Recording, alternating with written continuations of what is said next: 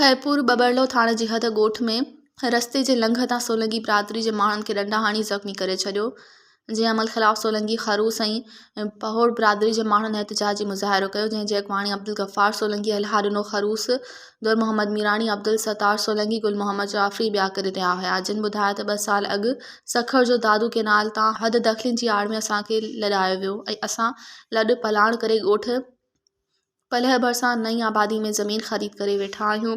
गुज़िरियल 2 ॾींहं अॻु हथियारबंद ॾोह जे इरादे सां रस्ते ते बीठा हुआ ऐं असांजा नौजवान सखर खां मज़दूरी करे वापसि पंहिंजे घर न अची रहिया हुआ त हथियारबंदनि खेनि बीहण जो इशारो कयो, पर हू डप सबबु न बीठा, जंहिं ते हथियारबंद संदन पीछो करे राति जे अंधेरे में संदन घरनि ते चढ़ाई करे सख़्तु मारकुट करण खां पोइ कुझु पैसा बि फुरकिया, जंहिंजी असां मज़म्मत कई त हथियारबंदनि जो बुटूं खुली वियूं ऐं असां सुञाणप कई त